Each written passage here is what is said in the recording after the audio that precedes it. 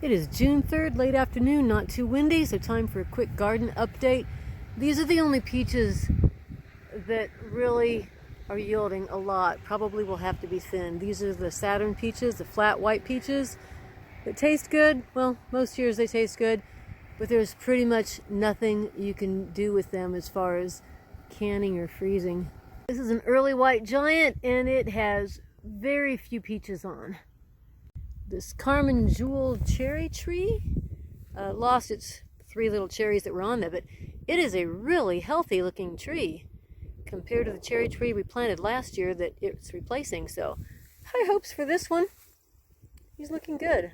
So maybe Stan actually was right, not pruning off so much of it. It's looking great. This is my favorite peach tree, and if these can hold on, this is the Starking Delicious. Right now, it has quite a few, so Stan will have to keep spraying this one. This is the Pink Lady hybrid that I had high hopes for. Had some blooms on it, no fruit. And over here, this one is, I think this is Enterprise. We planted last year. It's too small to have any fruit anyway, and it had no blooms. The Nectarine tree, it hasn't had fruit for years. We probably should just chop the thing down. Well, it was windy yesterday, so Stan was out here putting posts up and strings here for the elderberries, because every year they tend to fall over on themselves. And he carved out a path between the two. We've got some cardboard over there. This one, the center of it died out. You can't tell anymore. The center of it died out. So I don't know if this new growth will have berries. I'm hoping it will. Oh, look, we have a blackberry. Triple crown thornless, almost ready to bloom. This is a zucchini. It was supposed to rain today and it hasn't yet. Might have to water these again tonight. Looks like Stan watered them a couple nights ago. So we have proof now that at least one of the asparagus is alive. I wish the others would come up. Oh, look!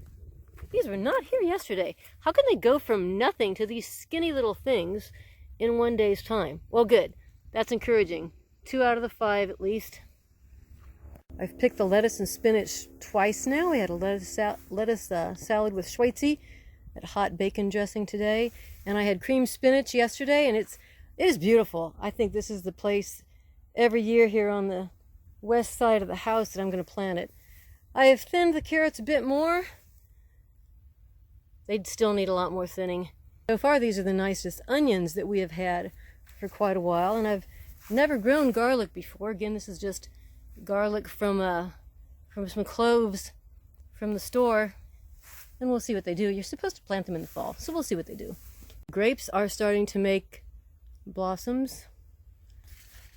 Lots of them. So this is the Concord Seedless. I sprayed it once with Captan to prevent black rot. I've never tried that before. Usually I use copper. So we'll see if that works. This is our only apple tree. My favorite apple tree, but it's the only one that seems to have any fruit on it this year. It's been a disappointing year with apples. Now an overview. Again, the red potatoes are quite beating in the race the white potatoes. Not even a close contest. The red beets are still doing great. Stan did a fantastic job thinning them. I should have had him thin the carrots. These are my yellow wax beans. Don't remember which kind. Oh well. And then down on the end is the green beans, the jade green beans, the corn. This is Temptation. We have 4 rows of it. And Stan mounted it a couple days ago again for the wind. It held up very well. Over here is the cabbages. And some purple cabbage there at the end. The thing that's really impressive, after that rain, the tomatoes looked sad, really sad, and almost all of them have come out of it. They're starting to bloom. He picked off most of the tomatoes, but he left one, and this is the one this is the tomato we're gonna be keeping an eye on.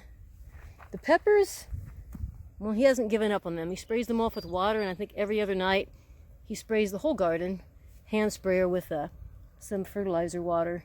And he's saying those are going to come out of it. These 2 rows are sweet peppers. I don't know what they are. I mean, that seems like too many peppers for a little tiny plant. He stopped picking peppers off too.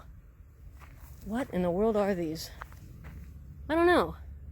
Oh my goodness.